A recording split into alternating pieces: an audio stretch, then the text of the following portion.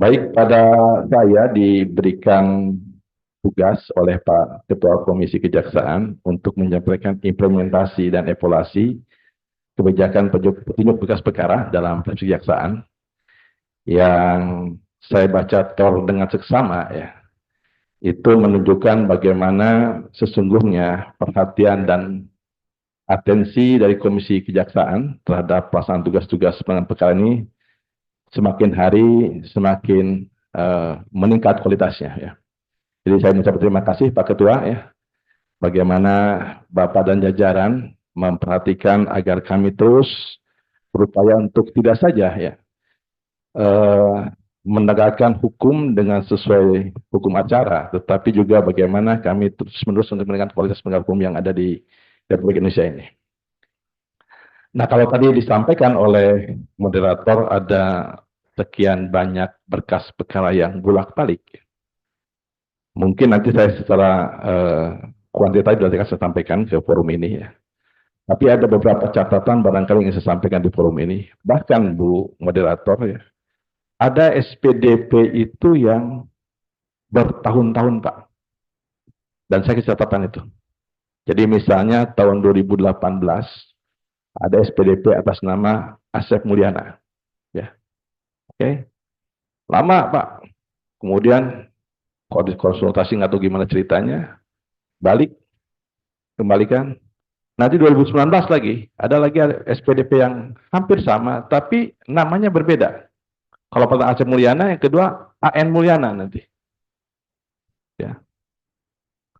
Balik lagi terus kemudian berikut, datang lagi SPDP yang baru lagi, itu kemudian namanya bukan Asep Mulyana atau AN Mulyana lagi, kemudian Asep Nana M gitu. Pada orang-orangnya itu juga.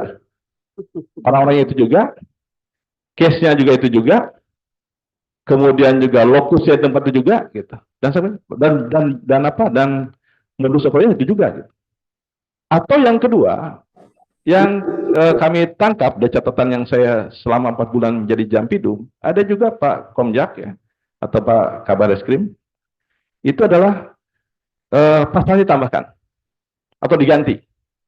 Jadi misalnya kami sarankan ada pembagian direktorat itu, ada Dir Kamnitibum, ada Dir Oharda, ada kemudian narkotik, dan seterusnya itu. Pada saat pertama itu masuk kemudian ke Oharda. Oharda dikembalikan segala macam, balik lagi Pak. Nanti tambahin pasal sehingga bukan ke Oharda lagi.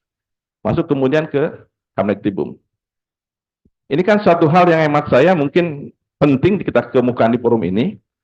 Karena tentu ini menjadi PR kita bersama untuk memberikan pelayanan hukum pada masyarakat ya. Itu yang tahu. Tapi kalian dalam konteks ini saya ingin menyampaikan bahwa ada satu hal yang perlu kita pahami bersama, kita dudukkan bareng, bahwa ketika kita bicara tentang integrated criminal justice system, maka sesungguhnya bukanlah kompartemensi. Saya memandang begitu, Bang Luhut ya, izin Bang Luhut. Mungkin Bang Luhut praktek sehari-hari ya. Saya izin mungkin ada sedikit ingin membuat semacam pemahaman yang sama. Ketika bisa integrated criminal justice system, saya tidak setuju dengan istilah kompartemensi. Apalagi yang kaku dan ketat gitu. Jadi ini ranahnya penyidik, penuntut nggak boleh ikut. Ini ranah penuntutan, patut, penyidik nggak boleh ikut dan sebagainya. Ini yang membuat salah satu hal yang menurut hemat saya terjadi yang seperti yang saya katakan tadi. Coba ditampilkan Mas ini PowerPoint-nya. Nah, sebuah proses penegakan hukum yang menggunakan integrated criminal justice system tentu saja satu kesatuan dari awal sampai akhir. Jadi ketika dalam kita bicara ada laporan pengaduan, ada kemudian temuan dan sebagainya, lanjut ke halaman berikutnya. Maka sejak itulah ke berikut, PowerPoint berikut, halaman berikut, bisa geser. Ya. Kita bicara kita milik bersama ini. Menjadi tanggung jawab bersama. Tanggung jawab siapa? Ya tanggung jawab penyidik lah, tanggung jawab penuntut umum, tanggung jawab pengacara juga. Untuk mengontrol bagaimana perlindungan HAM-nya, perlindungan hak-hak daripada tersangka ataupun para pihak yang kita ini. Jadi kita bicara satu kesatuan gitu. Satu kesatuan dalam rangka kita bicara dengan integrated criminal system. Maka Bapak sekalian ya, pentingnya apa?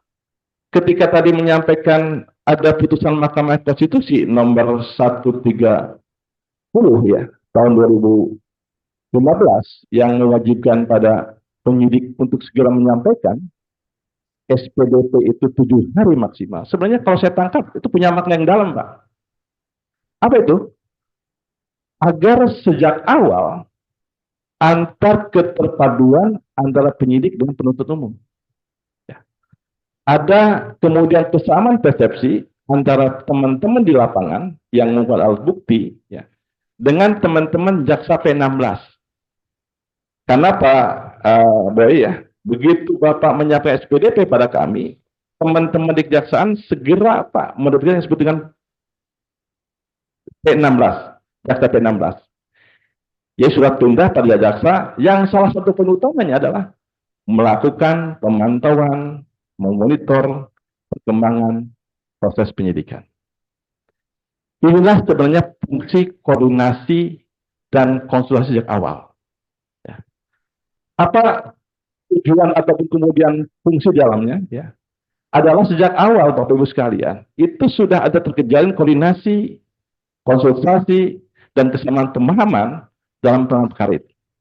Baik itu penanganan alat bukti, bukti apa yang harus kita kemudian diambil sebagai pelengkap berkas perkara itu, termasuk juga pengamanan TKP. Karena apa Bapak Ibu sekalian ya?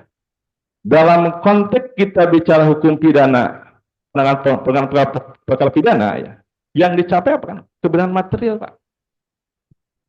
Ketika alat bukti itu diambil secara unprocedural, ya, maka saya sudah bisa membayangkan di ujungnya apa yang bermasalah. Jadi kita pastikan sama-sama betul nggak alat bukti diambil dengan cara-cara yang benar, sesuai hukum acara, didakwaan dengan tahapan-tahapan yang sesuai dengan ketentuan KUHAP dan sebagainya gitu. Dan lebih penting daripada itu, sudah sebenarnya dari koordinasi dan konsultasi antara penyidik dan penuntut umum. Didiskusikan nih, kira-kira nih kalau perkara model kayak gini, sebaiknya diapain ya?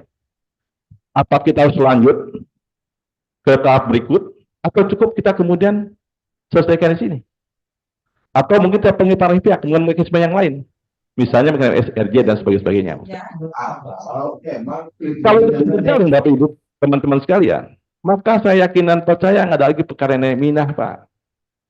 Nggak akan lagi perkara kakek saling. Karena kalau sudah mulai disaring itu, didiskusikan ada penyidik dan penuntut umum ini. Nggak ada lagi kemudian perkara yang 0,00001 itu di ruang lapas, Pak. Yang sekarang saya kemarin kunjungan ke beberapa lapas, Pak. Itu hampir 80%, Bang Luhut, ya. Itu pokoknya mereka korban penyalahguna yang barang buktinya sekian, Pak. 0,sekian persen saja. Maksudnya sekian gram saja itu. Didiskusikan situ. Kira-kira itu apa? Apa direhab atau gimana? Sejak awal kan. Nah ini yang hemat saya mungkin perlu kita sama-sama bukan ketika kita bicara tentang bahan perkara, maka adalah kepentingan kita semua untuk segera masuk, segera include, segera kemudian menyamakan PSSB, baik itu dari unsur kami, ya, unsur kemudian penyidik dan seterusnya. Bagaimana untuk berikutnya? Sama juga. Sekarang ini seolah-olah kan ada kesan bahwa ketika P21 penyidik tidak dadah nih. Selesai nih Pak, tugas saya. Ya. Kemudian kami membuktikan di persidangan, ya, menunjukkan alat bukti dan bukti yang disampaikan. Ya. Padahal kami tidak tahu persis apakah betul nggak bahwa itu sidik jari pelaku yang bersangkutan. Apakah benar nggak misalnya barang bukti itu diambil di tempat yang dimana benda itu disita atau diambil dari pihak-pihak yang menguasai barang itu. Apalagi kalau kita bicara lebih jauh tentang scientific investigation misalnya, kami nggak ngerti tentang DNA segala macam, pengambilan DNA seterusnya. Maka seharusnya penyidik pun ikut dalam proses ketika perkara itu sudah dinyatakan P21, kawal barang-barang. Nah ini kami lakukan Bapak Ibu sekalian, misalnya perkara perpajakan begitu. Kita kan nggak tahu nih mana sih faktur pajak fiktif Faktur pajak tidak sebenarnya dengan faktur pajak yang benar-benar ada transaksi ekonominya. Siapa yang bisa jelaskan? Ya penuntut penyidik lah. Kami panggil penyidik itu, kamu jelaskan. Bukan perbaikan, bukan ya. Tapi dalam artian menjelaskan bahwa inilah barang bukti, alat bukti yang kami ambil, bukti-buktinya seperti ini. Karena apa? Karena dalam konteks kita bicara pembuktian di persidangan adalah tidak semata-mata terpenuhi dua alat bukti saja. Meyakinkan hakim juga. Maka kalau saya mengajar di berbagai tempat, saya bilang pembuktian kita apa? 2AB plus 1KH. 2 alat bukti plus keyakinan hakim. Bapak Ibu bawa sekalian satu kontainer barang bukti, kalau hakim nggak yakin, mau diapain? Itu apa yang kita bicarakan tentang barang bukti atau apa pembuktian di persidangan. Nah, kan 20 menit saya tidak akan satu persatu. Lanjut Mas ke berikutnya. Nah, inilah sebenarnya kita terus lanjut ya. Terus. Nanti mungkin diskusi saja ya. Berikut lanjut. Langsung ke substansi masalah. Maka dengan dasar itulah kami menerbitkan disebut dengan SE 3 tahun 2020. Yang di depannya itu judulnya cukup menarik, Pak. Yang sering disebut dengan P19 satu kali. Itu, Pak. P19 satu kali itu terkenal di mana-mana itu. Wah, terima kasih Pak Jamidung. Pak Jamidung sudah menerbitkan P19 satu kali. Kita. Nggak ada lagi bolak-balik perkara, Pak. Nggak ada lagi kemudian kami hari ini P19-nya ngomongnya A, B, C, D, E. Begitu penyidik melengkapi, muncul P19 lagi. Isinya apa? D, E, F, G, H. Udah? Balikin lagi diperlukan penyidik. Ya. Kemudian ke kita lagi, masuk berkas perkara. P19 lagi. Ya sebutkan nanti H, I, J, K, L, dan seterusnya. Kasihan penyidiknya kan kalau seperti itu. Mau kemana nih arah nih kalau kemudian jaksa sendiri tidak konsisten terhadap pemenuhan atau petunjuk pada penyidik. Nah, P19 ini sebenarnya ingin menunjukkan bahwa ketika teman-teman jaksa menerima berkas perkara, bahkan sejak awal tadi, sudah confirm dia. Sudah tahu persis mana. Bagaimana kemudian kesini dibangun. Ya, case building itu ya. Bagaimana uang planning-nya, siapa para pihak dan sebagainya di dalamnya. Ya.